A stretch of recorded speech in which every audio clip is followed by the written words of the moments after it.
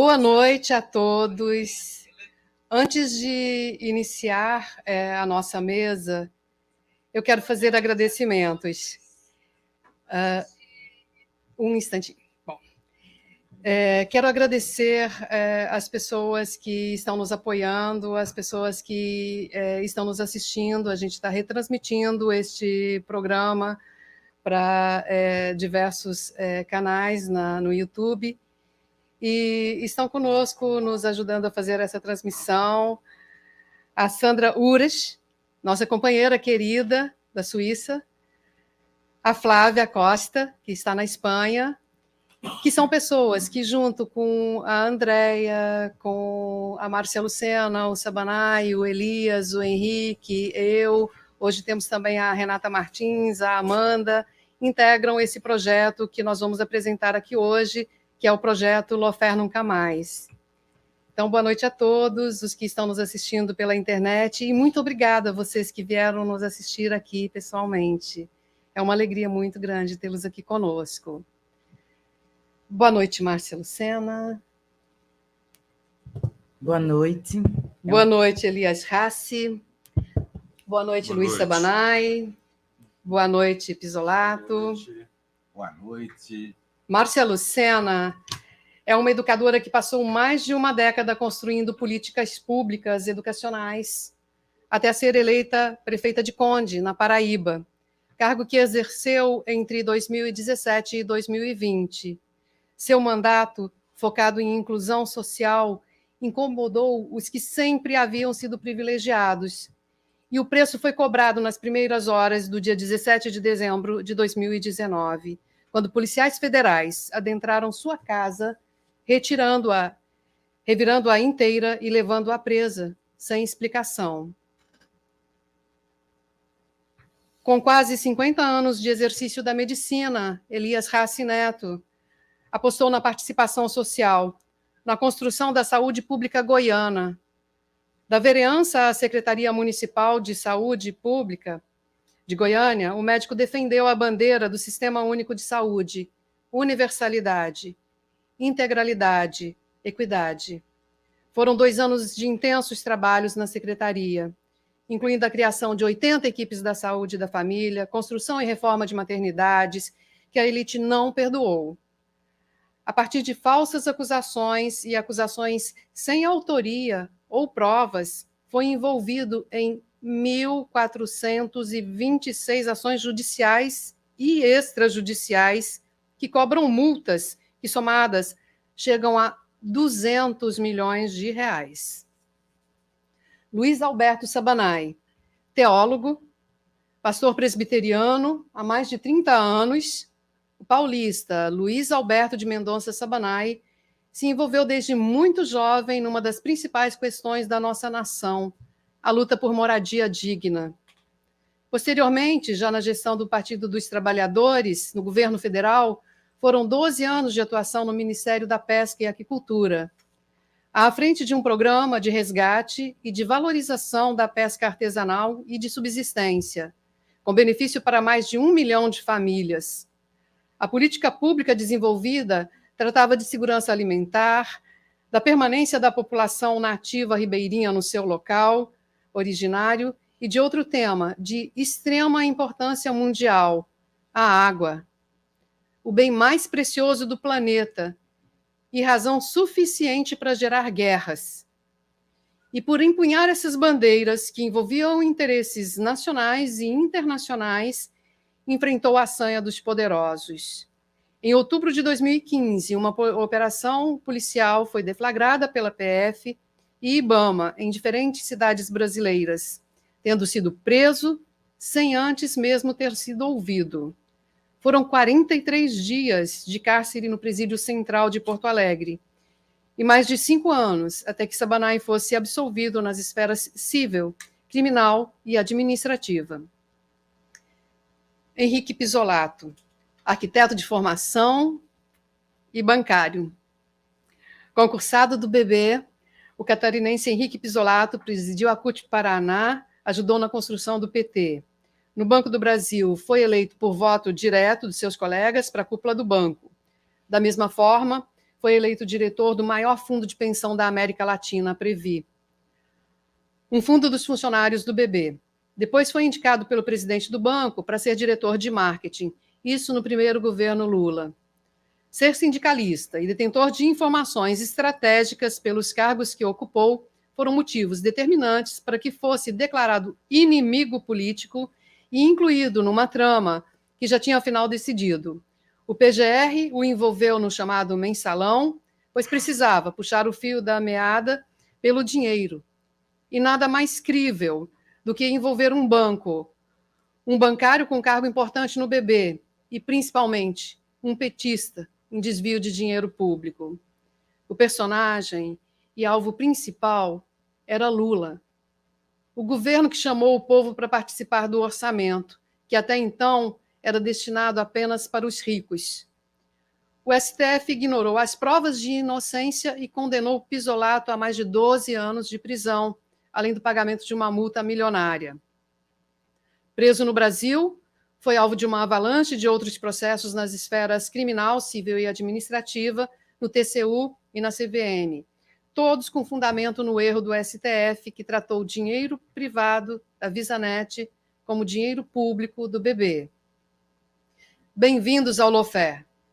Guerra jurídica midiática, uso do direito para perseguir inimigos políticos, ignorar garantias individuais, minar a democracia, atacar a soberania dos povos, aniquilar o Estado democrático de direito, destruir empresas e empregos, em conluio com a mídia hegemônica. O fenômeno começa a ser estudado por importantes autores nacionais e internacionais. No entanto, nós, para introduzir o assunto, optamos por recorrer às palavras do Papa Francisco no Congresso da Cúpula Pan-Americana de Juízes sobre Direitos Sociais e Doutrina Franciscana, realizado no dia 4 de junho de 2019. Aproveito essa oportunidade de me encontrar convosco para vos manifestar minha preocupação por uma nova forma de intervenção exógena nos cenários políticos dos países através do uso indevido de procedimentos legais e tipificações judiciais. Além de pôr em grave perigo a democracia dos países, geralmente o lawfare é utilizado para minar processos políticos emergentes e tende para a violação sistemática de direitos sociais. Para garantir a qualidade institucional dos Estados, é fundamental detectar e neutralizar este tipo de práticas que derivam da atividade jurídica imprópria, em combinação com operações multimediáticas paralelas. Não me detenho a propósito desse ponto, mas todos nós conhecemos o juízo midiático prévio. Nos anos 60 e 70, os golpes militares estavam em moda. Na América Latina, governos democráticos foram depostos em diversos países, substituídos por ditaduras militares que mantiveram suas populações sob grande terror. Submeteram as economias a interesses internos, produzindo altos níveis de desigualdade, miséria e de exclusão social. Para assegurar a manutenção dos regimes, formou-se um consórcio de países que, sob orientação estadunidense, perseguiu, sequestrou, prendeu, torturou e matou oponentes, além das fronteiras nacionais. A operação denominou-se Condor. Tais práticas foram recentemente substituídas e renomeadas. Assim como na Operação Condor, não é mera coincidência. A perseguição judicial que atinge Márcia, Elias, Sabanai e Pisolato tem método, tem manual e atinge inúmeras outras pessoas no Brasil, na América Latina, na Europa e na Ásia. Sob o pretexto de combater a corrupção, os falsos promotores e os falsos juízes lançam acusações frívolas, montam operações espetaculosas cujos nomes são cuidadosamente escolhidos para estigmatizar os acusados, para promover julgamentos que caracterizam verdadeiros linchamentos midiáticos e condenam os inimigos antes mesmo de ter uma denúncia recebida pela justiça. Quando olhamos para os casos de lawfare, vemos desde o início uma distorção, o lugar onde esses casos serão julgados. Pisolato foi julgado em última e única instância, na Corte Suprema, mesmo sem ter prerrogativa de fórum. Márcia, Elias e Sabanai tiveram seus inúmeros processos levados a um mesmo juiz ou desembargador, seguindo o mesmo critério de escolha de fórum, conforme a predisposição do juiz de assegurar as distorções nos processos ilegais. As leis a que recorrem os operadores do lawfare foram especialmente criadas para este fim, sob orientação e determinação externas, como são os casos da lei da organização criminosa e da lavagem de dinheiro. Além do uso dessas leis, inúmeras distorções em outras leis e em códigos processuais ocorrem nesses casos. A exemplo das cautelares fixadas contra Márcia Lucena, das prisões preventivas completamente abusivas da Márcia e do Sabanai, do fatiamento e excesso das acusações no caso de Elias, da condenação do Pisolato contrária às provas nos autos. Diante de todos esses abusos, perplexos com o grau de violência do Estado contra pessoas como Márcia, Elias, Sabanai, Pisolato e de milhares de outros brasileiros que se encontram perseguidos judicialmente, com suas vidas interrompidas, sob tortura psicológica incessante, foi que propusemos o projeto Lawfare Nunca Mais. Nossa inspiração foi o projeto Brasil Nunca Mais, que denunciou as torturas praticadas no período da ditadura militar. Nossos objetivos são denunciar publicamente casos de lawfare no Brasil, de modo a obter engajamento e participação da sociedade na busca de uma solução. Uma das soluções que propomos é a apresentação de anteprojeto de lei que tipifique o lawfare como crime, para que não aconteça mais. Consideramos importante também iniciarmos um movimento pela anistia dos atingidos pelo lawfare. Queremos colaborar para que o pedido do Papa Francisco seja atendido. Pretendemos colaborar para que o lawfare seja detectado e neutralizado. Esperamos que todos vocês se juntem a nós nesse movimento. Lawfare Nunca Mais. Obrigada.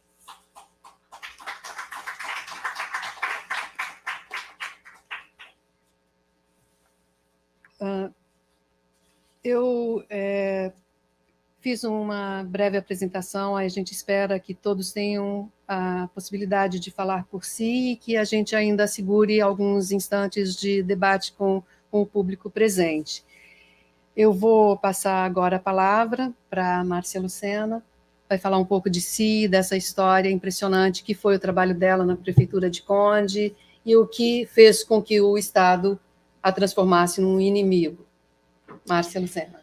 Então, boa noite. É um prazer estar aqui com vocês, é um prazer estar aqui também com quem está aqui nos acompanhando. Eu estou vendo que a Paraíba está aqui presente, né? E eu agradeço muito a oportunidade, né, de estar aqui nesse fórum para a gente poder fazer a denúncia tão necessária, né, desse tipo de ação, desse tipo de intenção, que é muito maior do que essa mesa, né, e muito mais ampla do que aquilo que a gente já conhece publicamente, como o que aconteceu com a presidenta Dilma, com o presidente Lula, né. Aqui, como mulher, eu estou também representando várias outras mulheres que há muito tempo e ainda hoje vêm enfrentando situações como essa, que hoje a gente está chamando de lawfare, né, mas que são situações que trazem a carga do patriarcado, trazem a carga da misoginia, do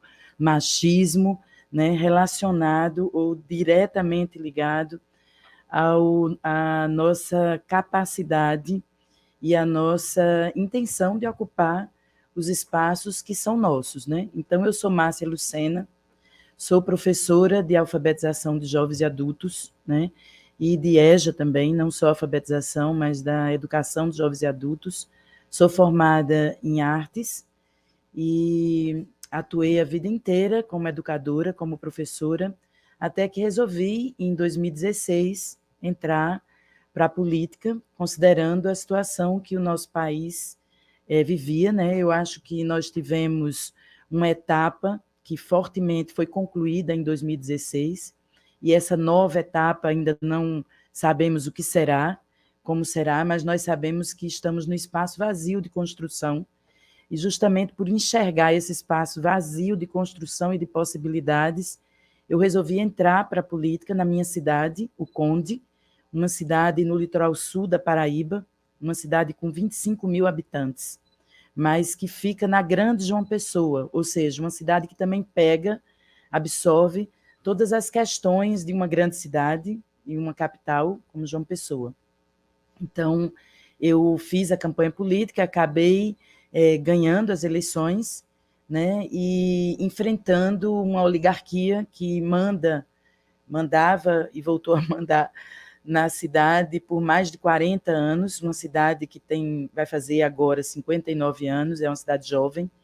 Então, a vida inteira esteve na mão desse mesmo grupo político, que é também uma mesma família, né? E daí nós começamos a gestão em 2017 até 2020, uma gestão cheia de grandes desafios. Quando eu entrei na prefeitura, não tinha uma sede para a prefeitura funcionar, porque não precisava, a cidade era deles, então eles resolviam as coisas em casa mesmo, não tinha necessidade de ter uma prefeitura, mas não tinha também nenhum dado, né? nenhum rito administrativo que a gente pudesse se apoiar e seguir, não tinha espaço para secretarias funcionarem, né? Não tinha carros, não tinha máquinas agrícolas, não tinha computadores, porque tudo isso tinha sido destruído, e o que foi de papel tinha sido queimado. Nós ainda encontramos uma fogueira, né, com toda a papelada da prefeitura lá dentro, e também encontramos 84 milhões de multas, né, de 20 anos, 25 anos para trás, num município que tem uma receita anual de 90 milhões. Então, foi, de fato, um grande desafio, porque tinha essa questão administrativa, mas tinha também a questão social. O município do Conde, em 2017, a realidade apontava para 49% da população analfabeta, população de 15 anos ou mais. Ou seja, esse foi o extrato deixado, né, a entrega desse grupo político. Também 48% da população vivendo com meio salário mínimo. E, segundo o CadÚnico, 15 mil pessoas em extrema pobreza, ou seja, vivendo com R$ 80 por mês. Então, era também um ambiente difícil de lidar, visto que o município é bem grande, quase do tamanho da capital, mas que ele tem 70% do seu território rural com difícil acesso para as 22 comunidades que circundam a sede do município, né? São 3 quilombos, 3 aldeias indígenas, 16 assentamentos rurais. Então, é um município que representa aquilo que a gente conhece do Brasil, né? Um município que contém o Brasil lá dentro, porque ainda tem uma costa de 27 quilômetros de praias, o que torna o município um município turístico, né? Enfim, diante dessa diversidade, o município era, em 2014, no mapa da violência, o 4º município mais violento contra as mulheres do seu porte no Brasil.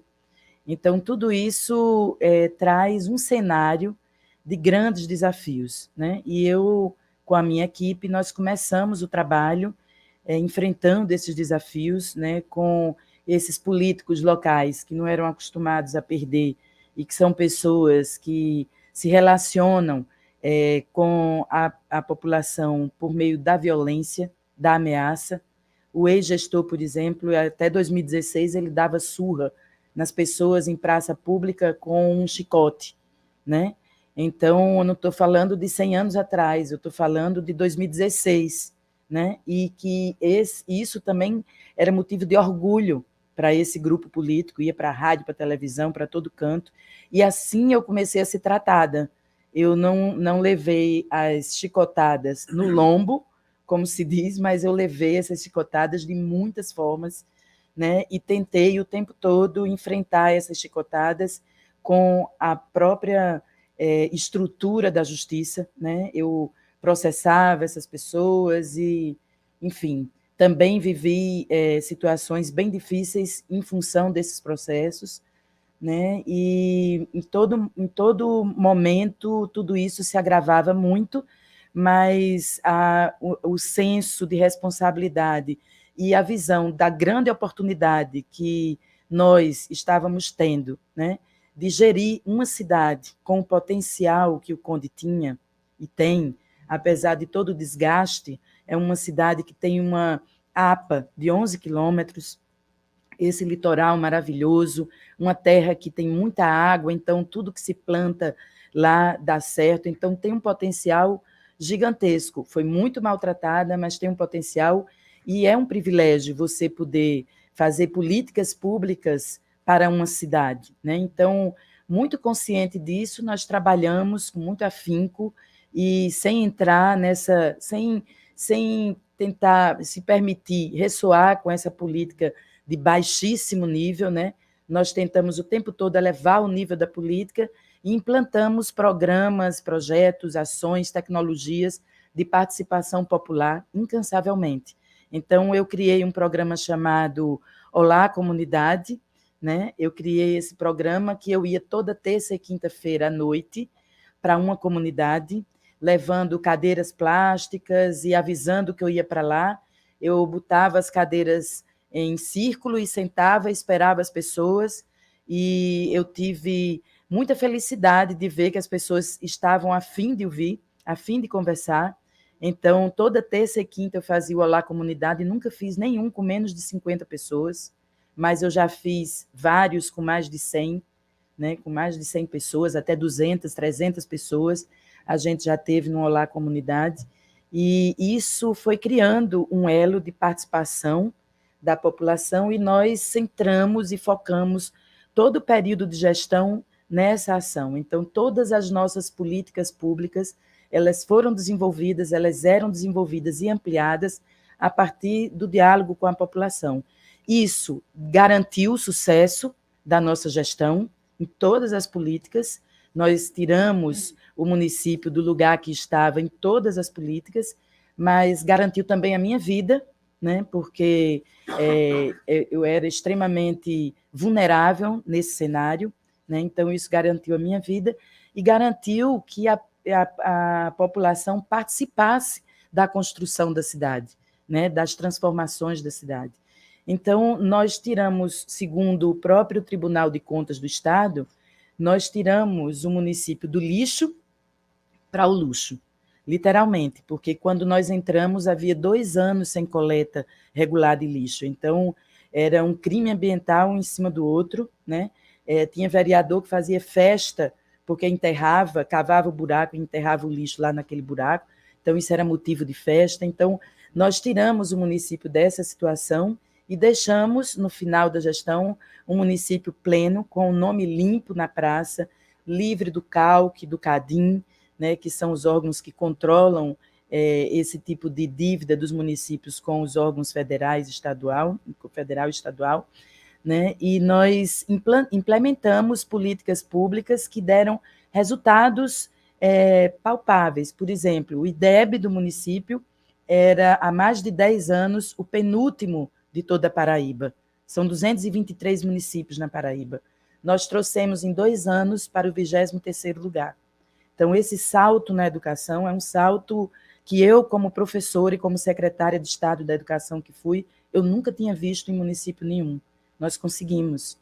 Nós tiramos uma situação muito grave no município de vício de grande parte da população em medicamentos de tarja preta, né? Porque nós implantamos na saúde um programa chamado Saúde Viva, que a gente fabricava nas unidades básicas de saúde, a partir dos agentes comunitários de saúde, os fitoterápicos que eram lá plantados, cuidados e fabricávamos, e os médicos das unidades básicas de saúde receitavam o Acalma Vida, por exemplo, que foi substituindo, né, essa história toda dessas medicações, e nós conseguimos mudar esse quadro. Por conta disso, eu também respondo a um processo de tráfico de drogas, porque o Ministério Público, achou que o remédio lá sobrando, que estava inclusive com data para ser incinerado lá, tinha relação com tráfico de drogas, com venda de medicamentos controlados e tudo mais. Mas, em resumo, eu estava trazendo um quadro do município para vocês entenderem a diversidade que vinha acontecendo, né, que eu estava envolvida. Em dezembro de 2019, como a Cleide já falou, eu fui surpreendida com a invasão da Polícia Federal na minha casa, às 5 horas da manhã, fazer busca e apreensão, e depois me levou presa. Né? Eu fui presa, passei o dia inteiro na Polícia Federal, sem tomar café, sem almoçar e sem jantar e sem conversar com ninguém, né? E sem saber a causa, o motivo pelo qual eu estava ali.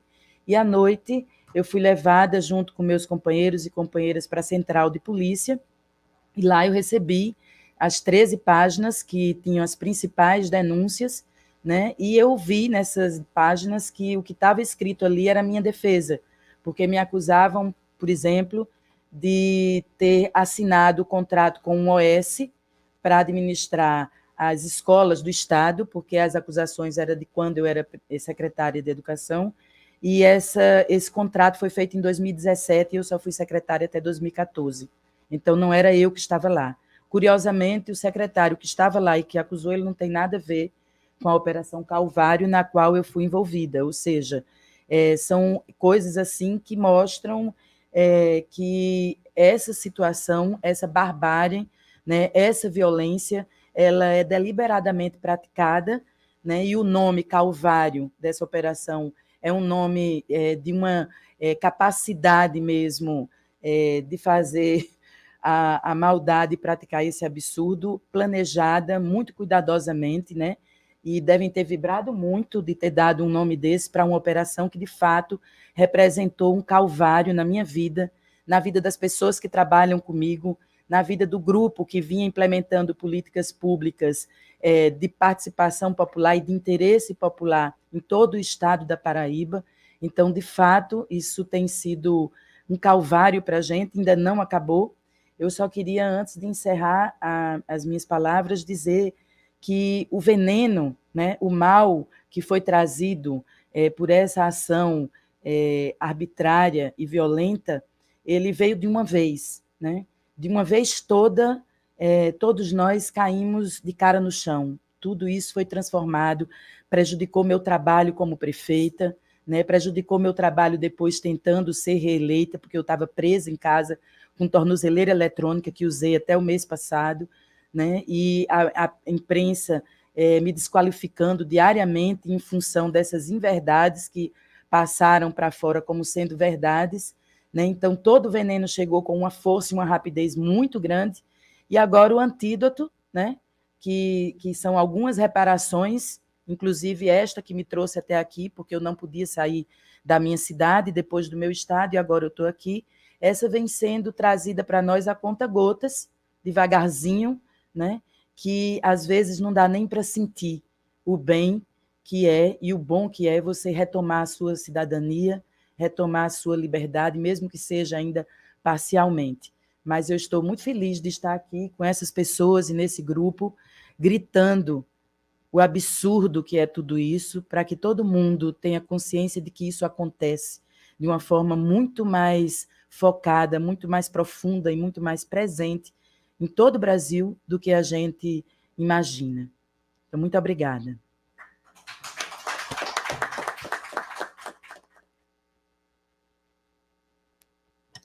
Obrigada, professora Márcia.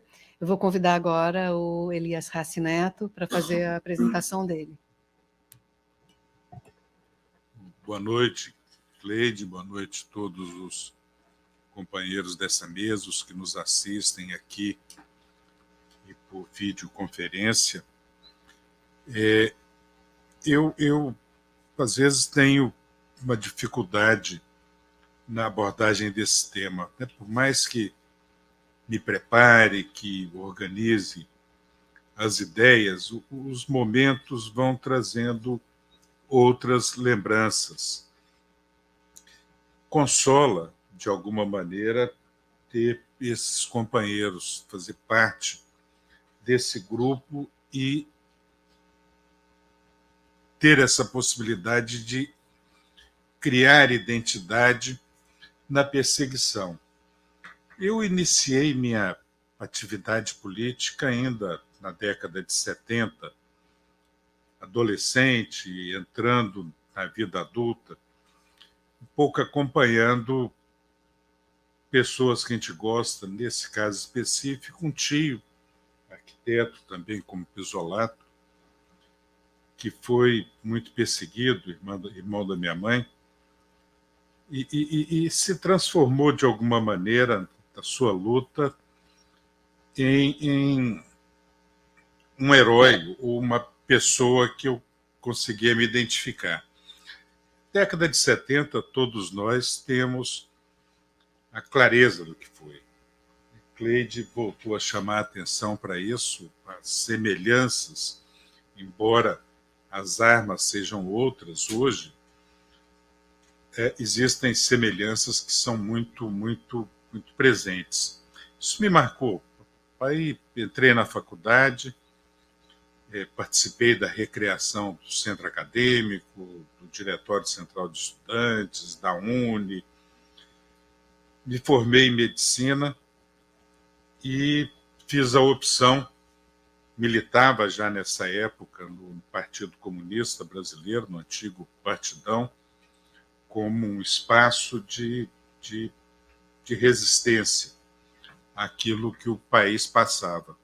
Optei por entrar no campo da saúde pública coletiva, fiz medicina preventiva e social, e de lá para cá, toda a minha atuação foi nesse campo. Isso me deu oportunidade, fui vereador na cidade de Goiânia, presidi a Câmara Municipal, presidi a elaboração da lei orgânica do município de Goiânia. Fui vereador por 8 anos, 2 anos como presidente, 6 anos como presidente da Comissão de Saúde. Na sequência, fui convidado a ser secretário de Saúde, de 97 a 2000, com o então prefeito, professor Nion Albernaz, na época eleito pelo PMDB, depois foi para o PSDB. Presidi o PSDB em Goiânia, fundei o PSDB em Goiânia, e durante um tempo, depois que eu saí da Secretaria de Saúde, me afastei do PSDB por divergências e entrei no Partido dos Trabalhadores, onde eu milito há aproximadamente uns 15 anos. E fui novamente convidado a ser secretário de Saúde em 2011 e 2012.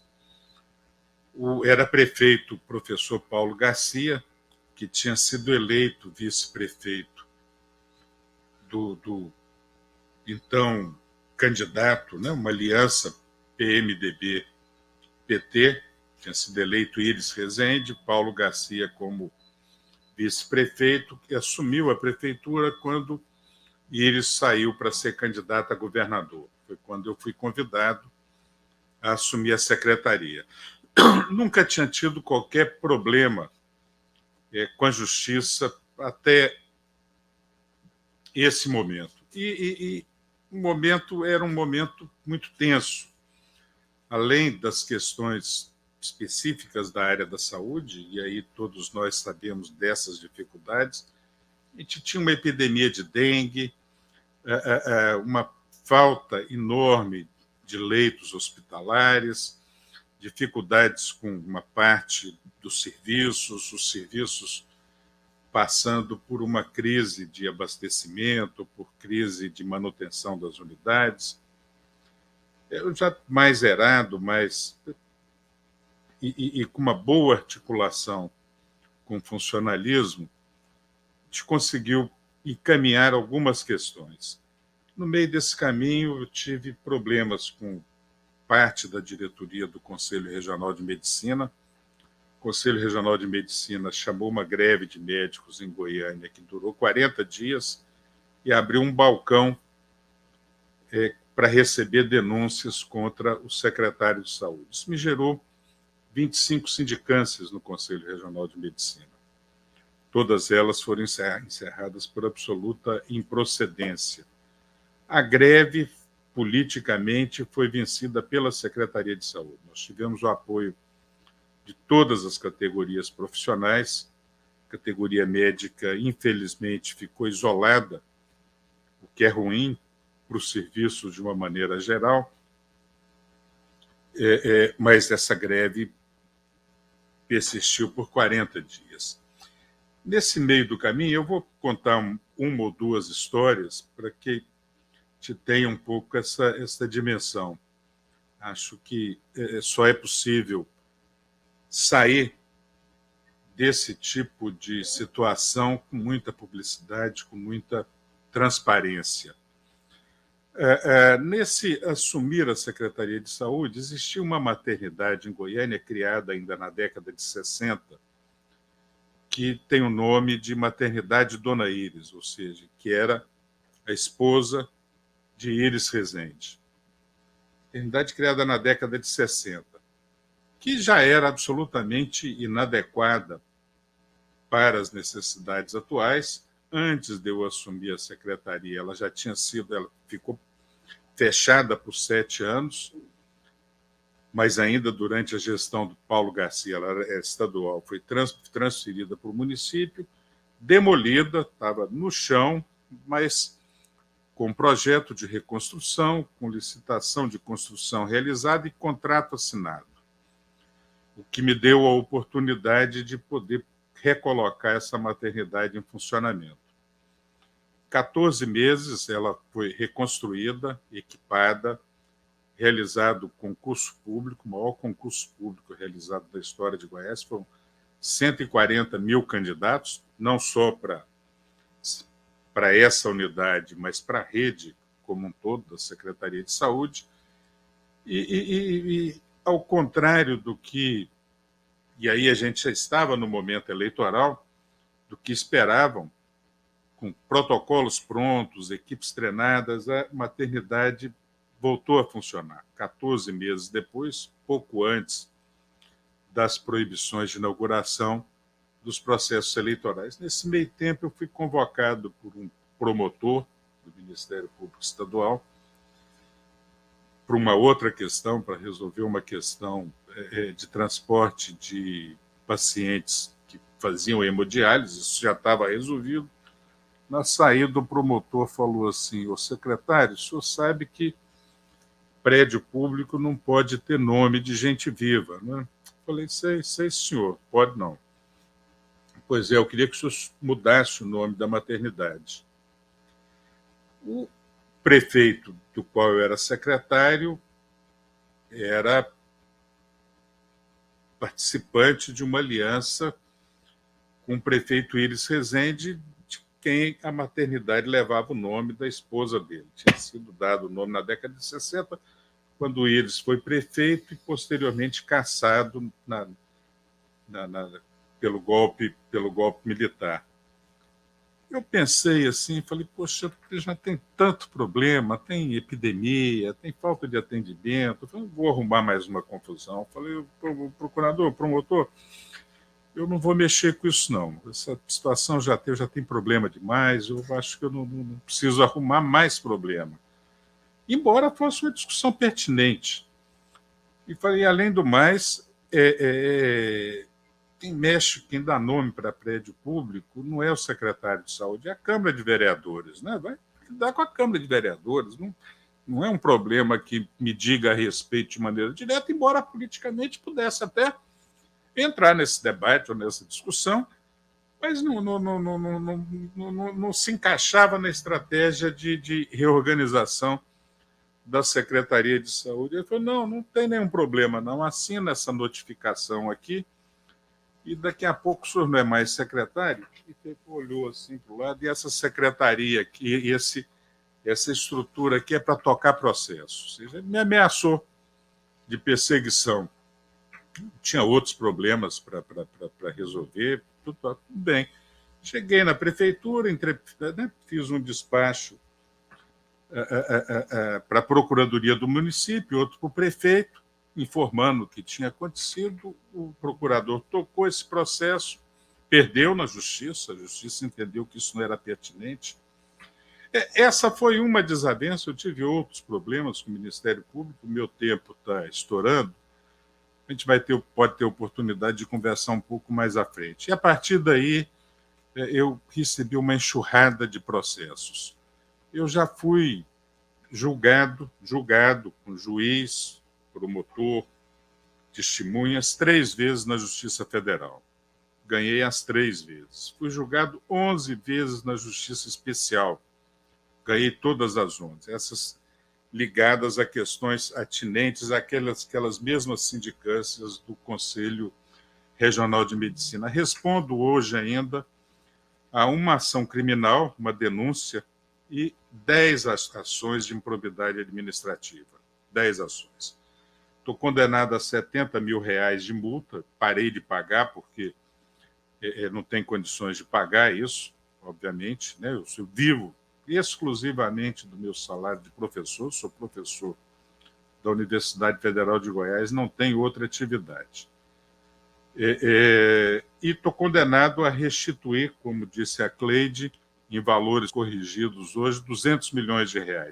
Essa maternidade que foi reconstruída e que já realizou, de lá para cá, quase 30 mil partos, é uma maternidade de excelente qualidade, uma das melhores do país. É melhor do que qualquer maternidade privada do estado de Goiás. Eu estou condenado a restituir 100% do que se gastou na construção. 100%. Como se ela fosse minha, essa maternidade. Não existe nenhum dinheiro circulando, não existe conta bancária.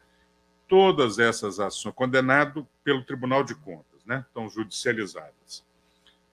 Sou executado, devo ter umas 40 ações de execução fiscal, nome inscrito na dívida ativa e por aí afora, por essas condenações do Tribunal de Contas. E fiz tudo isso sozinho. Ou seja, de uma extrema capacidade, conseguir desviar em 70, 80 processos que tramitaram no Tribunal de Contas, dentre 1.200 e tanto, ter conseguido em cada um deles desviado alguns valores que somam, ao final, R$200 milhões.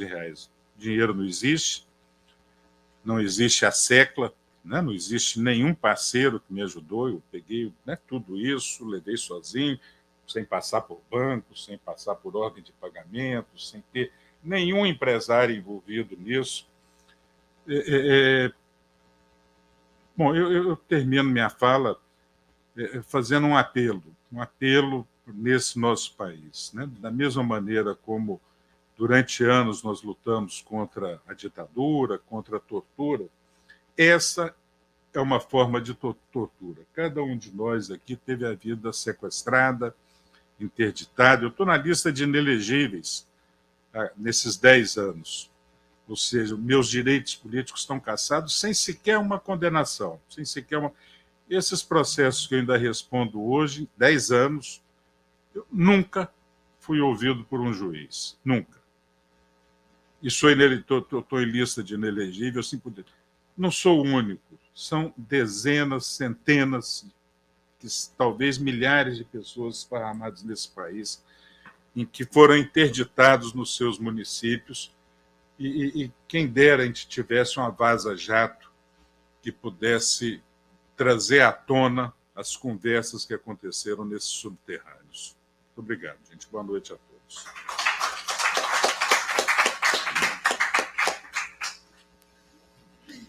Obrigada, Elias, por esse importante depoimento.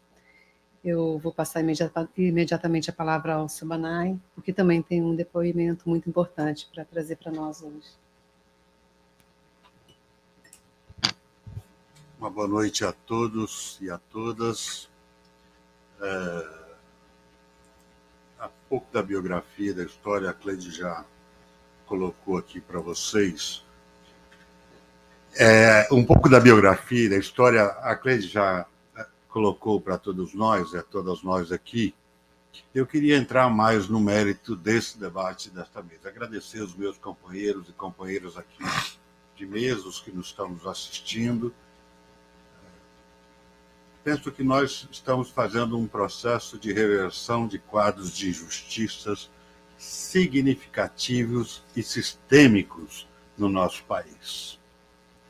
Ontem, nós obtivemos uma vitória do presidente Lula, mas vitória que eu considero também parte dela, que foi a ONU ter declarado a violação de direitos fundamentais e garantias fundamentais das pessoas que são injustiçadas por esse método do lawfare. O que a ONU condenou? A ONU condenou uma das garantias fundamentais, que é o direito da liberdade. Ninguém pode ser privado da liberdade sem antes ser provada a sua culpa. A segunda questão que a ONU decretou violação foi o direito à privacidade, e que muitos e muitas de nós fomos invadidos e violados nesse direito fundamental. A ONU ontem decretou que nós temos direito de ter um tribunal imparcial, um juiz imparcial, um Ministério Público imparcial que julgue os nossos atos. Ninguém aqui quer fugir do ato de ser julgado no bom sentido, pelos seus atos. Ninguém. Mas nós temos que ter a garantia de ter um tribunal justo.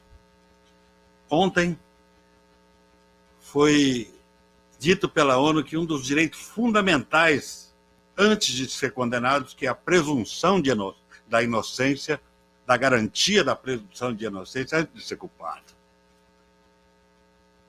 E o mais importante nesta mesa aqui é que ontem foi denunciada a violação da garantia dos direitos políticos, que não é só de ser presidente, deputado, vereador, mandatário, é o direito de fazer política, de construir política. Então, eu entendo que Elias, Pisolato, Cleide, Márcia e todos e todas nós que fomos atingidos por esse método do lawfare, temos hoje uma vitória a ser celebrada. Temos uma vitória a ser celebrada. Pena de que é pela consequência e não pela causa. Pena que é pelos efeitos e não pela razão dela. Que a nossa luta, a vida toda, foi a luta pela justiça. Então, eu quero dar um ganho de causa a esta mesa de preliminar, mas a todos e todas também que viveram e vivem esses infortúnios na vida, promovidos pela justiça formal e pelo Estado, no nosso país e em outros países do mundo também. Eu queria só fazer um segundo destaque. O destaque que é sobre o método do lawfare. O método do lawfare é um método de guerra. Ele te mata sem você ver que morreu, né? Porque uma coisa é o seguinte, no meu caso, eu fui preso 43 dias nessa cidade de Porto Alegre, no presídio central aqui dessa cidade. Não importa nada da minha vida, a não ser o fato de que eu entrei para trás das grades. E essa fotografia ninguém tira. Então, eu me tornei bandido das minhas acusações, que foram várias, que é o costume do lawfare, é dizer que você rouba, que você viola o direito do Estado, é que você usurpa, que você enriquece, que você advoga com fins privados os interesses públicos, é de que você viola algum tipo de legislação e você se torna um criminoso antes de ser inocente, ou de tentar provar a sua inocência, ou defender a sua inocência. As grades, para alguns de nós aqui, foi exatamente a criminalização da vida política, da vida pública e da cidadania, da qual nós optamos a fazer, diferente, talvez, de uma minoria que advoga que o Brasil deva ser de um determinado jeito. Então, a criminalização tanto dos direitos, como também dos direitos políticos, como também da pessoa, do agente político e da política da qual nós efetivamos, é uma forma de você fazer uma luta ideológica, uma guerra ideológica, uma guerra quase sem fim para muitos de nós, como Elias há 10 anos, o Pisolato desde a época do Mensalão, a Márcia sofrendo desde do processo da sua gestão pública no interior da Paraíba. Eu fui lidar com um setor não conhecido, apesar de sabido, não conhecido da política pública brasileira, que é a atividade de pesca e aquicultura. Porque pescador para nós é mentiroso e vagabundo, tá certo? A grande maioria. Porque ninguém vê esse homem ou a mulher trabalhar, porque trabalham durante as madrugadas, e é uma atividade que me parece que não é existente na vida do trabalho. O presidente Lula, quando inaugurou o Ministério da Política Pesqueira Brasileira, disse: olha, eu sei onde é que esses trabalhadores e trabalhadoras estão. Eles saem de madrugada para buscar o seu pescado e traz, e nós estamos aqui comendo ele limpinho no restaurante e bebendo a nossa cerveja, está tudo certo. E nós inauguramos uma política pública para mais de 1,5 milhão de famílias não conhecidas de trabalhadores e trabalhadoras nesse Brasil. Mas isso não é o mais importante. O mais importante é a política que nós estávamos dando curso. Na época, nós tínhamos que fazer uma política fundamental de combater a fome e a miséria do povo. Eram 55 milhões de pessoas que passavam fome e estavam em estado de miséria. E nós estabelecemos uma política para reestruturar um dos elementos fundamentais para garantir a cidadania da nossa gente, que é o direito de comer, de se alimentar, de trabalhar e comer do que vive, do que trabalha. Mas isso ainda não é o mais importante. O mais importante é que nós descobrimos um recurso natural que poderia ser e pode ser, na verdade, uma ferramenta importante para o desenvolvimento do nosso país. Que são as águas brasileiras, que são 12% da água doce do planeta, e uma costa de mais de 8.000 quilômetros quadrados. E dentro dessas águas, só na Amazônia nós temos mais de 3.000 espécies de proteína, de pescado, que é uma proteína animal. E que o pescador vivia para a subsistência, para a sua alimentação, mas com o potencial de nós desenvolvermos isso de forma extraordinária ao desenvolvimento do nosso país. Eu dei essas 3 caracterizações e vou finalizando a minha fala nesse primeiro momento para dizer a vocês o seguinte: o lawfare não só criminalizou um aspecto da política pública. O que estava em disputa nesse processo é o direito do usufruto do recurso. A água brasileira é um bem público de múltiplo uso. E é disputada pela Coca-Cola, é disputada por organismos, empresas, agentes, porque o povo precisa de água para viver, para tomar. Isso aqui, ó, o que tem dentro desse receptório é público. Se alguém tem sede de vir aqui fazer um buraquinho e tomar, não é crime. O que é valor é esse vasinho que está em volta aqui. Porque a água é um bem público. É um recurso público e de múltiplo uso. O alimento que sai da água. Veja só, eu dei um exemplo numa conversa entre nós, e aqui vou resumir na minha fala, que para produzir peixe chama-se aquicultura. Pescar significa extração do recurso natural. Tem diferenças. A pesca no Brasil, ela é artesanal ou semi-artesanal. Nós não temos um recurso pesqueiro muito grande, volumoso, mas temos uma diversidade grande.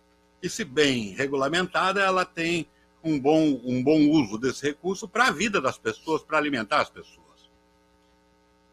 Mas a produção de peixe é possível num aspecto que eu quero caracterizar. Por exemplo, para eu ter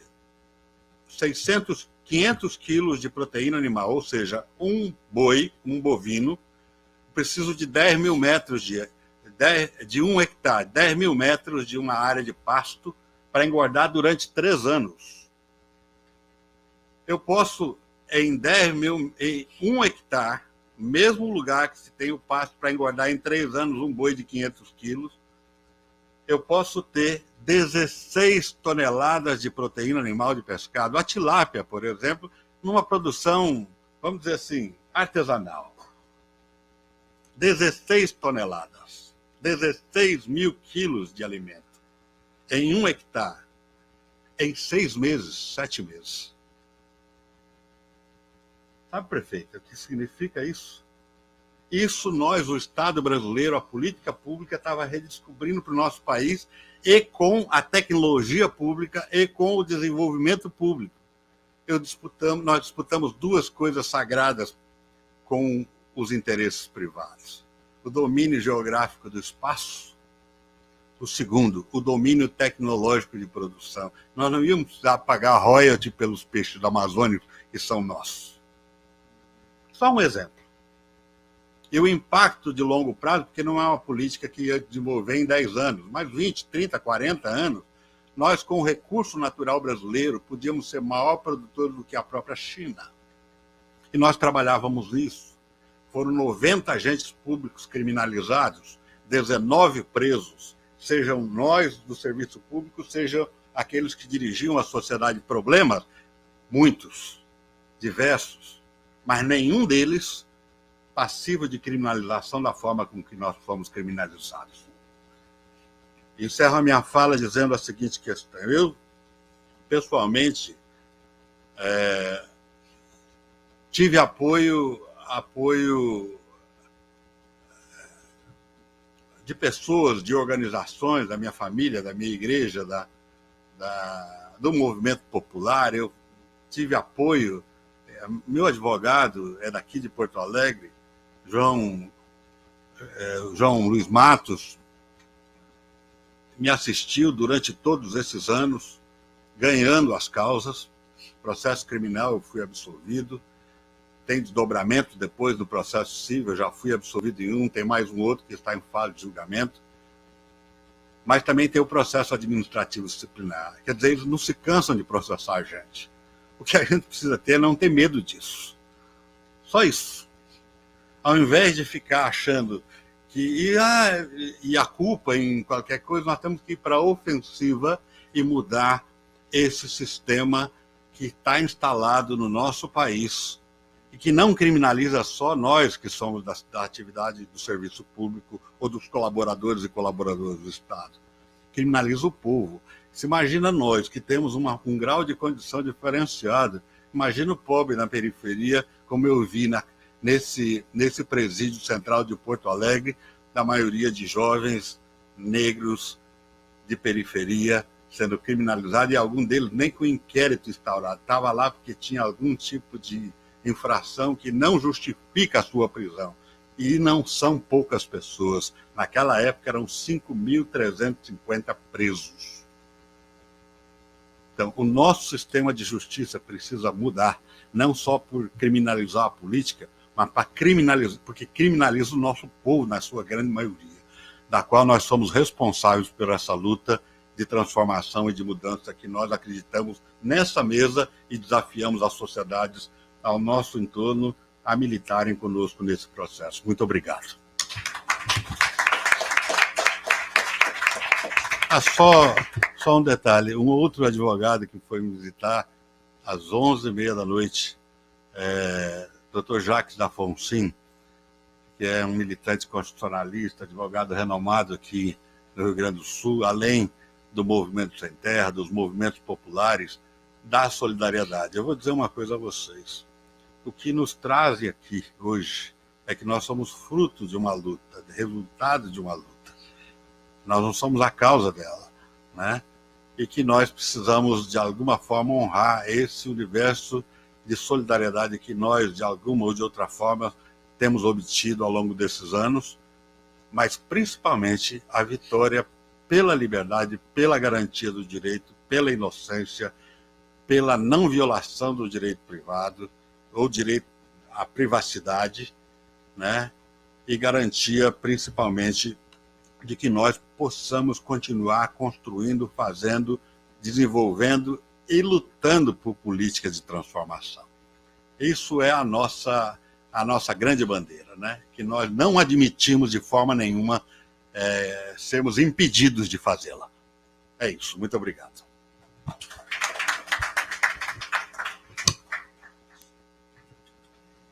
Muito obrigada, Sabanai, por ter vindo trazer e compartilhar esse depoimento conosco. Eu vou passar imediatamente ao Pisolato, que ele também tem muito para falar.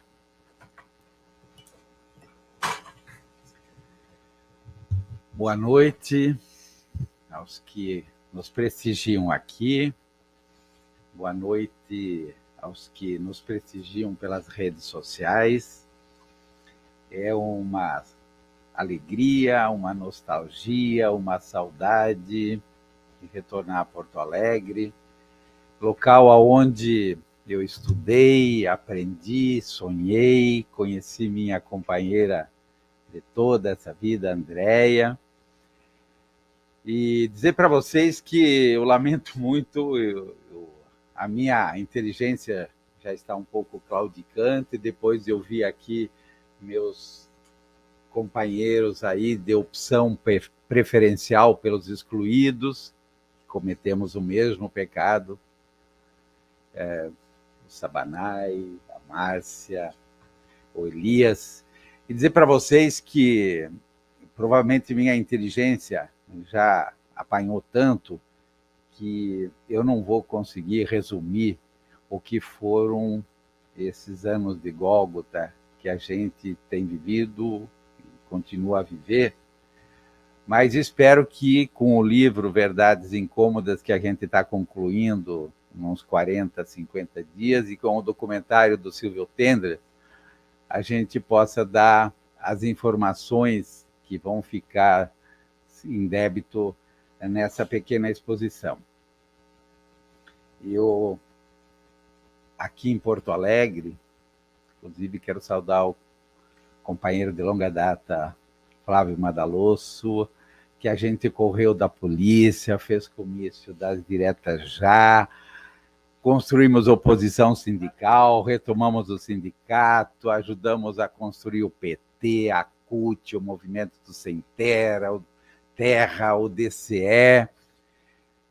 Depois a gente se mudou para outro estado, onde eu tive o privilégio, mais uma vez, de ser presidente do sindicato de bancário, ser presidente da CUT, fui candidato a prefeito, a governador, e dentre os privilégios que a vida me deu, eu também tive o privilégio de ser o primeiro funcionário do Banco do Brasil a ser eleito por voto direto para o Conselho de Administração do banco, aonde eu conheci dois santos, o Betinho e o Dom Mauro Morelli, que a gente, na época, coordenou a campanha contra a fome e a miséria, e conhecemos o que era o sofrimento do andar de baixo do povo brasileiro, e que depois gerou, inclusive, na sequência, o programa Fome Zero.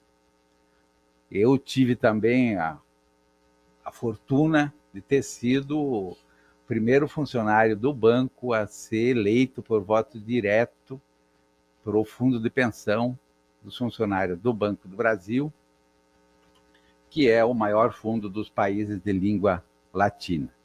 E das poucas coisas boas e de mérito que os trabalhadores do Brasil têm nesses 500 anos, né, dentre os quais a democracia tem algumas frestas e o restante é só chicote e escravidão. Depois, participei da primeira campanha vitoriosa do Lula, na coordenação e no apoio à campanha, e fui convidado para ser diretor de marketing e comunicação do Banco do Brasil.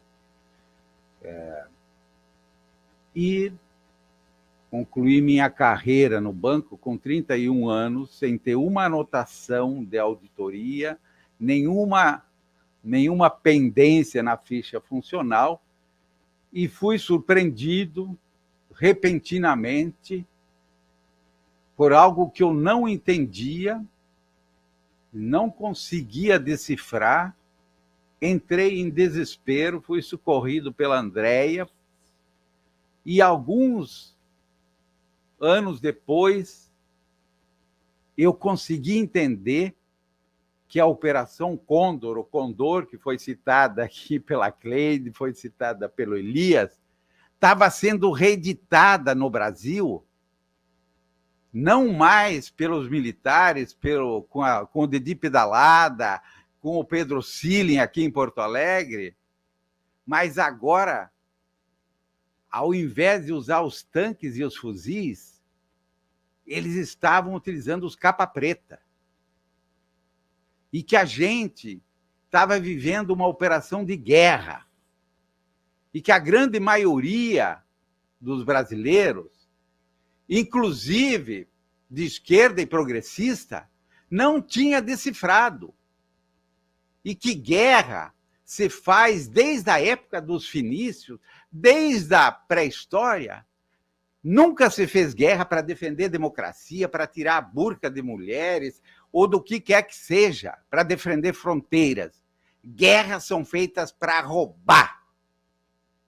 E estava se iniciando um processo de roubo no Brasil, aonde nós iríamos ser expropriados, nós iríamos ser ocupados, e o Brasil não tinha se despertado para isso. Pelo contrário, os quinta colunas estavam aqui dentro sendo cúmplices, os mesmos das capitanias hereditárias, os mesmos senhores das senzalas, os mesmos contrabandistas, os mesmos mercadores escravos, patrocinando em conluio uma guerra aonde se usava agora uma nova ferramenta, não era mais infantaria, não era mais aviação, não era mais espada e escudo, não era mais cavalaria, não era mais tanque, não era mais o nosso exército treinado na Escola das Américas.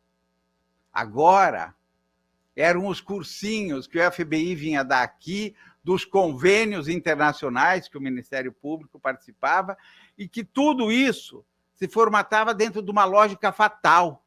E que agora, com esses companheiros que estão aqui comigo, e com centenas que a gente descobre no Brasil, vê que a coincidência é fatal. Não só no Brasil, na América Latina, na América Central, no leste europeu e inclusive na Europa. E aí, repentinamente, se inaugura no Brasil um método que depois é terceirizado para a segunda e primeira instância, mas se inaugura lá na Suprema Corte, o julgamento de exceção. Aí, eu fui acusado de ter desviado dinheiro de uma empresa privada, que eu nem sabia onde ficava, só conhecia de nome. Eu fui desviado de repassar dinheiro para um partido e não encontraram uma assinatura minha, não encontraram um depósito, nada. E fui condenado por isso, porque eu já estava apontado e deveria ser condenado quando o processo começou. Não tinha, era um julgamento feudal, farsesco. Porque todos os documentos que chegaram a partir da denúncia forjada, montada, que provava que o dinheiro não era do Banco do Brasil e, portanto, não era público, que o dinheiro era de uma empresa privada, cuja coordenadora era a Visa Internacional América Latina e Caribe. Que os responsáveis por esse recurso eram outras pessoas, que inclusive uma perícia judicial, encomendada pelo próprio ministro relator e pelo procurador-geral, apontou, respondendo à pergunta que eles fizeram, foi escondida, porque derrubava a denúncia. Quando o banco dizia e respondia ao ministro relator, ao Joaquim Barbosa, que eu não gostaria sequer de citar o nome, ele recebia, e tem a rubrica dele no documento, e mandava esconder, abrir um inquérito paralelo para esconder todas as provas que provavam que o dinheiro não era público, que provavam que eu não tinha nenhuma relação com essa empresa e que nenhum centavo daquele dinheiro tinha sido desviado. Quando a própria empresa, impulsionada pela mídia e pelo escândalo, contratou o escritório Pinheiro Neto para fazer uma auditoria, e o escritório Pinheiro Neto concluiu que todos os recursos tinham sido gastados corretamente e anexou milhares de documentos, pedindo, inclusive, incentivos fiscais, quer dizer, dedução do imposto à Receita Federal, e a Receita Federal aceitou e devolveu, porque comprovou que o dinheiro tinha sido gastado em despesa, esses documentos foram, mais uma vez, escondidos. Porque a condenação tinha que ser. Porque o processo não era para ser um processo judicial, era para ser um pelotão de fuzilamento. O projeto era criminalizar a política, era afastar um governo democrático e popular para poder ocupar o país. E eu não vou me alongar aqui, porque vocês sabem desse resultado. Inclusive, há 2 anos, a pedido de uma juíza da 20ª Vara, Thaís de Moura Guimarães, ela pediu mais uma vez, nomeou um perito judicial para analisar todos os documentos. O perito concluiu que o dinheiro não era do banco, porque o banco também dizia lá, e porque toda a documentação estava lá comprovando a propriedade do recurso. Segundo, que o dinheiro tinha sido gastado corretamente, e são mais de 10 mil documentos, são 3 mil notas fiscais, cópia de cheque, TEDs, tudo com carimbo do Ministério Público e do STF, que não houve um desvio de recurso, e que não tinha uma assinatura, uma rubrica, um de acordo, nada que passava por mim, pelo contrário. Eram outras pessoas que coordenavam. A juíza disse, não aceito essa perícia aqui. Porque você tem que ser condenado. E me condenou a devolver para o Banco do Brasil 583 milhões de um dinheiro que o banco disse que não era dele. Estou apenas citando esse caso porque eu recebo todo dia processos, né? Porque o projeto deles, a intenção deles, não é julgar, não é fazer justiça. Pelo contrário, é proteger os ladrões, é facilitar o roubo, porque foi através desses métodos que eles entregaram a nossa energia fóssil, e eu não vou me alongar aqui para explicar o que foi os gastos em pesquisa e sabedoria para a gente descobrir o pré-sal, que é talvez uma das descobertas mais excepcional sobre petróleo do mundo, e já entregaram todo. Estão entregando a nossa energia elétrica, já entregaram a nossa base de Alcântara, tentaram entregar a Embraer, que foi devolvida meia boca, estão entregando o Correio, estão entregando as nossas reservas ecológicas, estão entregando os nossos ecossistemas, estão entregando o nosso subsolo, vão entregar o nosso aquífero Guarani, que o Sabanai falou aqui da água. E a própria vice-presidente dos Estados Unidos falou há poucos dias de que as próximas guerras serão por água. E a maior reserva de água doce do mundo recarregável é o aquífero Guarani. Está aqui debaixo do Rio Grande, parte de São Paulo, Paraguai, Uruguai e Argentina. Eles vão vir buscar aqui.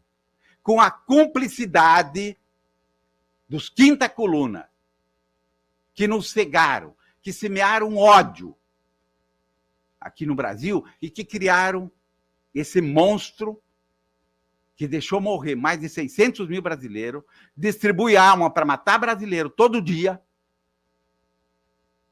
e produziu um holocausto nesse país, de falta de esperança, de desespero e de perspectiva, inclusive, de futuro. Então, o lawfare é a mais econômica e mais eficaz arma de guerra. Quando em 2016, 2017, a gente dizia não vai ter golpe, nós já tínhamos sido ocupados. O Brasil já tinha sido ocupado. O saque já tinha sido feito. E essa é a nossa dificuldade de entender que a previdência que nós perdemos, que a lei trabalhista que nós perdemos, que a tecnologia que nós perdemos, que o nosso projeto submarino nuclear, que tudo que nós estamos perdendo daqui faz parte dessa aliança, dessa reedição da Operação Condor, que na década de 60 foi montada em parceria com a mídia entreguista, que sempre foi assim, sempre foi o corneteiro do Pancho Villa, dos patrões, dos sonegadores, dos senhores escravos, dos contrabandistas, dos donos das capitanias hereditárias. Ela foi montada, aquela vez, com baioneta, tanques e fuzis, que agora não são mais simpáticos à opinião pública. E que os capa preta fizeram o mesmo papel agora. Não só no Brasil. Foi o Zelaya na Guatemala, lembram? Foi o Lugo no Paraguai. Foi o Correia no Equador. Foi a Dilma aqui. Tentaram com a Cristina Kirchner, estão tentando agora na Colômbia. Hoje à tarde eu falava com um companheiro mexicano, estão tentando no México. Tentaram, e estão tentando também na Coreia. É mundial, é a nova forma de pirataria e roubo. Então, o lawfare nunca mais tem o propósito de a gente trazer a consciência pública de que nós não podemos mais admitir que pessoas que tenham o privilégio de ter uma das carreiras mais bem remuneradas do Brasil, que formam uma verdadeira casta de bem-estar, ganhando auxílio moradia, que é 10 vezes um auxílio emergencial de quem passa fome. Que esse pessoal aqui dentro use a sua função pública para prestar serviço aos saqueadores. Esse é o nosso propósito de legislar, inclusive, para criminalizar esse pessoal. Nós não podemos repetir o que a gente fez na época da ditadura. Nós fomos muito brandos. Temos que copiar a Argentina, Uruguai e o Chile, porque lá tem mais de 1.000 militares presos. Aqui, nós estamos condecorando torturadores. Então, compete a nós agora, concluindo, a gente trazer a consciência pública, quem são os traidores aqui dentro, fazer um expurgo, reconstruir um sistema judiciário, retomar um sistema político, garantir um seguro para o Lula, que será eleito, para que ele não seja golpeado daqui a 2 anos, pela ignorância, pela desinformação ou pelo oportunismo, alguns até por cooptação. E que a gente possa resgatar essas centenas, dezenas e, eu diria, até milhares de companheiros que estão feridos, tombados e que ainda sobrevivem a esse processo de massacre. Porque, para concluir, há 16, vai completar 17 anos, eu, minha família, Andréia, fomos sequestrados pelo sistema judicial brasileiro. Nesses 16 anos, sem nenhuma culpa, sem nenhuma prova, nós somos extorquidos todos os dias. Eu já perdi meu pai, perdi minha madrasta, perdi minha sogra, meu sogro já está com 90 anos, com dificuldade de entender a lógica e a memória, e todo dia chega processo porque o projeto deles é matar. Quando eles tentaram me condenar pela 3ª vez pelo mesmo crime, e a Itália interveio, pela minha condição de ser cidadão italiano, e mandou engavetar o processo, zombando da justiça brasileira, eles abriram o mesmo processo, só mudando o meu CPF e o nome da minha esposa, Andréia. E condenaram ela em 1º e 2º grau. Porque o que eles não se conformam é que a gente ainda esteja vivo, que a gente ainda ofereça resistência e que a gente não se renda. E se recusa a se render, a se entregar, a esses fascistas, saqueadores, ladrões do Brasil, não só do nosso dinheiro, das nossas esperanças e futuro. Não nos rendemos, jamais. Desde os meus avós, desde os meus antepassados, que resistiram ao fascismo e ao nazismo na Itália. Nós aqui vamos semear essa mesma resistência. Por isso, o Lofer Nunca Mais tem que ser uma bandeira de cada um dos brasileiros. Para que as próximas gerações não tenham que passar pelo que nós passamos. E para que esses que sempre usaram da boa-fé e da boa vontade do povo, um dia sejam responsabilizados, não só os asseclas dele, como esses marrecos que agora estão sendo entregues aí como compensação, como os dedos. Nós queremos os mandantes também, para poder passar o Brasil a limpo e começar a reconstruir essa história. Muito obrigado.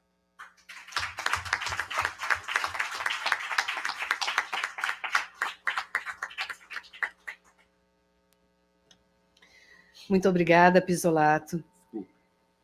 Ele está pedindo desculpa, nós aqui pedimos desculpa por ter dado um tempo tão pequeno para cada um desses aqui contarem histórias que são tão impressionantes e que ainda tem muitos aspectos a serem apresentados para que todos se sensibilizem e que se integrem a nós, que se juntem a nós nessa luta do Lofer Nunca Mais. Os que estão nos assistindo enviam bastantes perguntas aqui e o Marcos insiste bastante, onde começou esse método, né? Eu vou, Marcos Assis, responder para você e pedir para todos os outros que enviaram suas perguntas que nos deem uma nova chance para, em uma outra ocasião, respondê-las, porque agora a gente não tem tempo mais. Marcos Assis, as pessoas que desenvolvem esse método, que o exportam como exportaram a Operação Condor, elas chamam isso de guerra humanitária. Eles dizem que é uma guerra muito mais barata. E eles estão exportando esse método de expropriação e de guerra para todo o planeta. Então, a gente sabe de onde vem, a gente conhece as leis que eles internalizaram aqui no Brasil, e a gente está se juntando agora para combater esse método e essa guerra. Nós vamos enfrentar essa guerra com as forças que estão se somando aqui agora. Obrigada, Marcos, obrigada a todos os que assistiram. Antes de abrir a palavra, eu quero ouvir alguns dos que vocês que honraram com as suas presenças aqui. Eu quero mais uma vez abrir agradecimentos, para agradecer para a Kátia Passos, para o Matheus, para a Sandra Uras, para a Flávia Costa, para o Rob, para a Ivanilde, para a Cláudia Camilo, para a Márcia Nunes, que nos apoiam e que estão juntos conosco nessa luta. Eu quero fazer um agradecimento especial para duas pessoas que estão aqui presentes, a Helena Brasileiro e o Gil, que integraram a rede de solidariedade ao Pisolato e estão nos ajudando a construir algumas soluções. Eu quero agradecer para o Agassiz. Eu tive a oportunidade, Agassiz, de ler o seu texto no livro Lofer, O Calvário da Democracia Brasileira, e o que você disse lá é muito importante. A gente, inclusive, quer convidar a todos os que estão aqui para assistirem ao lançamento do seu livro e do livro da Helena, amanhã às 10 horas, na Casa de Cultura Mário Quintana. Muito obrigada a todos, e sem mais, eu vou abrir a palavra. O Agassiz já está pedindo a palavra, tem um microfone aqui para você, por favor.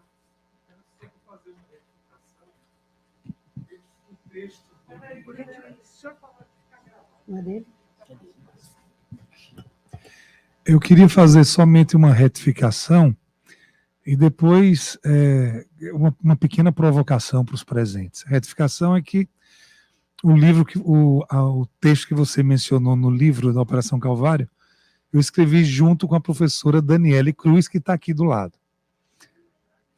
Então, nós escrevemos juntos. E a provocação que eu faço, na verdade, é apenas um comentário, né? É muito difícil para nós que nos dedicamos a tentar entender esse fenômeno, por que isso acontece. Nós já sabemos que é uma completa afronta aos direitos e garantias fundamentais, subverte o Estado Democrático de Direito, enfim. Tudo isso já está dito e dito mais de uma vez. O grande esforço é tentar entender por que isso acontece. Parece que é uma confluência de fatores, não foi apenas o propósito do sistema de justiça criminal, mas é um propósito do sistema de justiça criminal, junto com setores das nossas elites, que encontraram oportunidades na conversão da democracia tradicional na democracia digital, de uma opinião pública mais fluida, mais sujeita ao discurso de ódio, ao cancelamento político, porque toda essa movimentação ela foi apoiada, num dado momento, por amplos setores da opinião pública, que não conseguiam, antes disso, não ser mobilizados dessa maneira. Então, nós precisamos entender as raízes desse fenômeno para que nós possamos combatê-lo a nível nacional e até internacional, mas de modo eficaz. Então, só queria ressaltar esse aspecto, que é um aspecto que eu diria estruturante. Então, parabéns às pessoas presentes, aos depoimentos, são depoimentos dramáticos e demonstram que nós precisamos avançar todos os dias na tentativa de resgatar o Estado Democrático de Direito. Então, muito obrigado aqui pelo pequeno espaço, companheiro.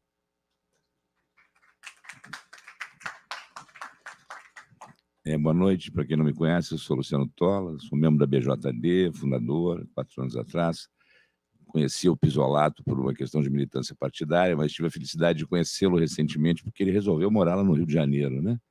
E como ele, eu também não sou carioca, mas resido há 42 anos lá, sou gaúcho, né? Gaúcho que passou a maior parte da vida no Rio de Janeiro, constituiu família e tudo, e vivemos hoje, né, sob a égide das milícias. Então, a gente tem uma dificuldade imensa, né, de retomar o Estado Democrático de Direito, onde a base desse governo genocida está no Rio de Janeiro. Né? Por que eu estou falando isso? Porque nós da BJD, há 4 anos, né, que a BJD foi constituída, já conseguimos realizar uma série de situações que desmascarou essa cultura do lawfare. Quer dizer, a BJD apontou o dedo para aquele juiz ladrão de Curitiba e desmascarou esse sujeito que deu causa ao genocida. Então, eu quero dizer para você, sabe, o Pisolato, Márcia, nós temos uma grande amiga que é tua admiradora, e eu tenho certeza que você vai mandar uma grande mensagem para a Gisele Stadino, né, e os companheiros que eu estou conhecendo agora, que não é só o lawfare, isso é uma cultura que vem lá de trás. Né? A gente sabe muito bem o que representa o judiciário brasileiro subserviente, né, que tem como patrono Rui Barbosa. Quem foi Rui Barbosa? Que se inspirou na Constituição norte-americana, né? A primeira constituinte nossa era Estados Unidos do Brasil. Né? Então, é complicadíssimo. Hoje mesmo nós participamos de uma mesa lá na Assembleia Legislativa e excelentes juristas, né? O Casaro, a Soraya, uma outra companheira nossa, professora lá de Curitiba, que eu esqueço o nome, e eu fiquei questionando as dificuldades da gente reverter isso, de que forma propositiva a gente vai formatar um novo ideário para essa construção, desconstrução, que parte de dentro das ESAs, das escolas da magistratura. Né? E aí não é só da magistratura, da Justiça Comum, da Justiça Federal, do trabalho também, que está tendo a CLT rasgada, que nós temos o Ives Grandra, que desde 2012 desconstrói os direitos trabalhistas e depois foi nomeado para o TST. Eu estou fazendo aqui um apanhado geral para vocês entenderem a dificuldade, mas o enfrentamento dessas dificuldades, e aqui eu tenho um grande companheiro aqui também, um jurista por excelência, que é o Sérgio, professor, acadêmico também, constitucionalista. E eu quero dizer para vocês o seguinte, em síntese, né? A gente não desiste porque nós temos hoje, nós começamos com poucos, e tem também a JD, não quero aqui também me restringir a BJD, que a BJD é um grupo de pessoas envolvidas, né, com o direito, operadores do direito, que não são só advogados como eu há 30 anos, temos desembargadores aposentados, temos professores, temos a academia, né? Temos até assistentes sociais, psicólogos, enfim, tem que ser operador de direito. Então, a responsabilidade desse grupo, ela passa toda a história recente, mas, porém, resgata a essência do que é o direito alternativo que surgiu aqui em Santa Catarina, que é uma forma também da gente combater o que a gente vivencia nos dias de hoje, que é o aparelhamento dessa casta privilegiada, literalmente privilegiada, distante da realidade, com concursos viciados. Agora, nós temos a obrigação, porque nesse momento que as dificuldades são enormes, e você abordou muito bem aqui, companheiro, as narrativas, a utilização dos métodos da nova revolução industrial que parte do Vale do Silício. Agora mesmo nós tivemos esse sujeito que comprou o Twitter com 5 bilhões. São esses sujeitos que são um mal maior para a sociedade, porque a gente sequer consegue, né, passar para... Quer dizer, nós temos uma mídia corporativa que não existe, que é só televisão, mas nós temos os canais das redes sociais que surgem com novos aplicativos cotidianamente e que nós, grisalhos, temos dificuldade, muitos dos nossos, né, de chegar nessa juventude. Então, os complicadores são muitos, são diversos, né? O Vale do Silício que eu diga, né? Porque isso é uma coisa que parte de lá. Então, a gente combater isso com toda sinceridade. É muita perseverança. É isso. É a sinergia dos nossos, que sofremos cotidianamente no dia a dia. Somos nós, advogados, né, que dependemos de estar presencialmente, e não temos mais, porque a situação hoje nos coloca numa, vamos dizer assim, eu falo do home office, falo do virtual, da questão híbrida, tudo isso veio para ficar. Compreender isso é entender que essa nova realidade, ela não é só dificuldade, é aprendizado, porque a vida é aprendizado, né? Então, fazer desse limão uma limonada, sabe, Pisolado? E eu vejo essa tua fibra, né? Essa coisa aí, né? A gente tem lá as raízes, eu também, como você, tem lá atrás italiano no sangue, e a coisa esquenta demais, velho. Esquenta demais. Eu quero dizer para ti, para todos vocês, para a Márcia, os outros companheiros, que a BJD foi uma das primeiras, né, entidades criadas a partir do golpe de 2016. E a gente vem avançando, passos de tartaruga, pequenos, mas grandes passos. Nós conseguimos desmascarar o juiz ladrão, que é um serviçal. E eu tenho certeza que isso é só um pequeno passo. Nós temos agora que mostrar que, não, se ele deu causa ao genocida, que é outro serviçal, nós temos que também não repetir os erros da ditadura militar. Quer dizer, o que aconteceu no Brasil, a partir do momento da Comissão da Verdade, que os nossos companheiros tão bem, né, se posicionaram, é de uma dificuldade, né, para levar adiante a responsabilização, porque os militares estão aí se beneficiando. Nós estamos vendo se repetir tudo que eles fizeram durante o regime militar. O legado que eles deixaram foi de quê? De roubo. E foram muitos. E, no entanto, a gente tem que vivenciar. Eu falo isso com emoção, sabia? Eu chego um momento que é tanta coisa que a gente tenta resgatar. Eu me lembro do almirante Othon, que foi um dos primeiros a sofrer o lawfare, né?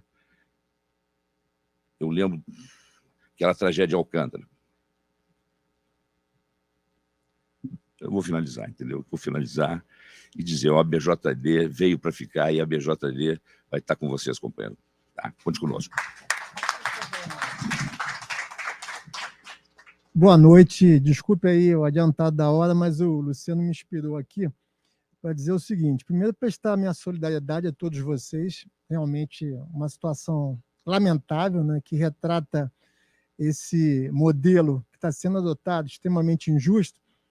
E dizer também que eu sou da BJD, do IBAP, sou conselheiro da OAB no Rio de Janeiro, e sou também do IAB, Estudos Advogados Brasileiros, além da APD. Eu acredito muito nas instituições.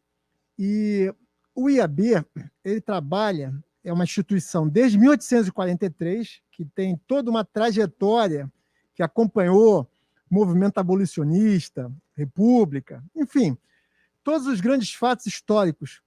Inclusive, nós fizemos hoje nossa atividade aqui, né, ainda há pouco, lá na Faculdade de Educação, e nós, na Comissão de Direito Constitucional, nós temos vários pareceres que são feitos apontando o entendimento dos membros da comissão em relação a várias questões importantes, inclusive projetos de lei, propostas de emenda constitucionais, etc., etc. Então, nós temos pareceres que foram feitos e foram enviados para o Congresso Nacional, para a Presidência da República e para outros órgãos, inclusive alguns para o Supremo Tribunal Federal, em relação a, por exemplo, Lava Jato. Foi um trabalho belíssimo, inclusive eu, como presidente da Comissão de Direito Constitucional, né, estou, né, presidente da Comissão de Direito Constitucional. nós fizemos uma comissão de 3 membros que fez um parecer de mais de 20 laudas, apontando várias inconstitucionalidades da comissão da Operação Lava Jato. Fizemos parecer sobre a inconstitucionalidade da base de Alcântara, em relação a atentado à soberania nacional. Temos parecer em relação à escola sem partido. Enfim, uma série de atos que aconteceram nesses últimos anos, que a comissão tem se manifestado de forma muito clara e, inclusive, tem sido a oposição oficial do IAB, posições avançadíssimas e que são enviados para o Congresso Nacional.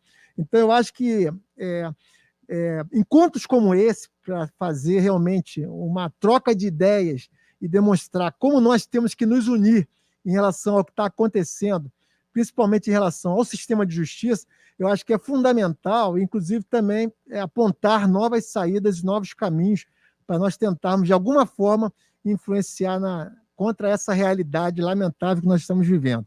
Muito obrigado. Boa noite, Leonardo Bastos, da TV Repensar. Eu tenho a satisfação de estar aqui, inclusive já entrevistamos na TV Repensar o Pisolato, né? Já esteve na nossa TV, isso. Então, nós abrimos a TV Repensar também para a resistência e estamos colocando a nossa TV, né, no nosso site à disposição dessa luta. Já conversamos com o Pisolato a respeito, inclusive para divulgar no nosso site, que é www.radioTVRepensar.com, e é uma satisfação estar aqui presente, né, no meio dessa galera, né, realmente disposta a resistir. É um prazer eu estar aqui perante isso aí.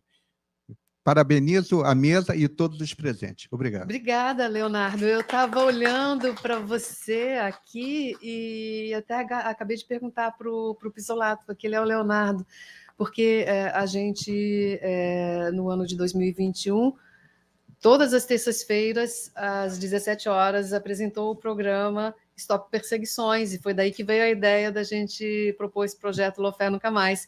E você está lá sempre nos retransmitindo, mas só que a gente... Pois é, e hoje estamos transmitindo junto, né? A gente sempre te vê lá naquela fotinha pequenininha, mas eu te reconheci. E eu, com essa saudação, eu quero saudar todas as outras pessoas que são... Tem um bocado de ícone aqui, não dá tempo de falar, eu fico tentando anotar o nome das pessoas para quem eu tenho que dizer agradecimento. São muitas. Obrigada, gente. Vocês que estão engajados nessa rede de apoio, que estão nos ajudando a divulgar esses casos e a construir esse movimento Lawfare Nunca Mais, estão fazendo história. Vocês são muito importantes para nós. E aqui eu queria uma salva de palmas para a Daniela, que saiu lá da cidade dela, São Leopoldo, para vir aqui nos ajudar na transmissão. A Andréa Haas, que está ali filmando. Ela está filmando o público, mas é para ela o nosso abraço. Então, gente, olha, muito obrigada. A gente espera que esse seja o primeiro de muitos encontros, até que a gente consiga somar forças com todo o Brasil para que a gente consiga... E América Latina, sim, temos que agradecer. Eu vi aqui a Ivete Caribé nos assistindo também, né, da Serpage. São outras organizações que já estão se juntando a nós neste movimento para a gente construir a ideia do Lawfare Nunca Mais, resgatar as vidas dessas pessoas que foram atingidas, promover a reparação e evitar que volte a acontecer. Muito obrigada a todos e boa noite.